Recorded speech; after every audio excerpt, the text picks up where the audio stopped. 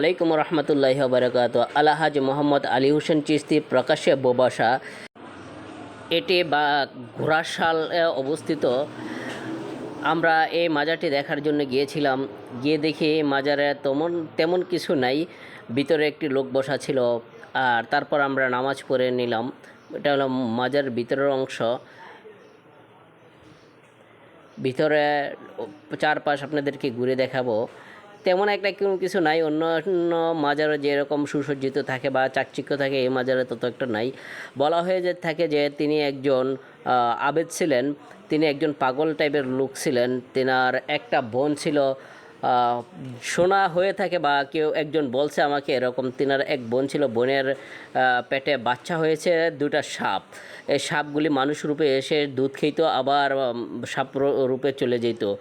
তো তারা নাকি প্রায় সময় এটি দেখে, কতটুকু সত্যি জানি না, মানুষের পেটে সাপ, এটা শুনতে অবিশ্বাস্য হলো, বাকিটা আল্লাহ পাক জানে, ভালোই জানে।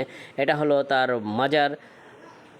দেখা যাক, তার মাজারের ভিতরের অংশ তত একটা দেখার মতো নাই, কিন্তু যখন উরুস আসে ভালোই জমজমাট হয়। আর এই পাগলটি প্রায় সময় এখানে বসে থাকে আর জিকির করে। সম্ভবত তার মুখে আমি জিকির যতটুকু জানি, জিকির দেখলাম বা শুনলাম। অনেকক্ষণ বসেছিলাম।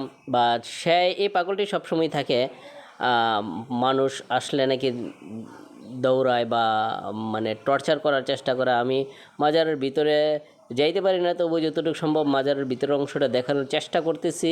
যদি আপনাদের ভালো লাগে একটু দেখেন। এ হলো মাজারের ভিতরের অংশ। একটা চেয়ার আছে আর 3টা ডেক আছে, মোমবাতি আগরবাতি জ্বালানো যাচ্ছে। এটা হলো পাশে একটা ঘরের ভিতরে কয়েকটি কবর আছে। দেখেন কি অবহেলা অযত্নে পড়ে আছে কবরগুলো। হয়তো মাজারের উরুসের সময় এটি সুসজ্জিত করা হয়। এখানে পুরাতন ফুল, ময়লা জাপড়ি দিয়ে সাজানো আছে এই কবরগুলিকে।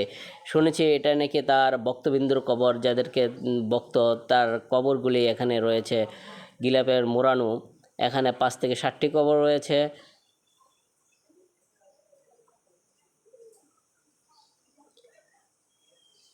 এখানে আর কিছু দেখার মতো নাই। আমরা বাইরের দিকে চলে আসলাম। এই কবরটি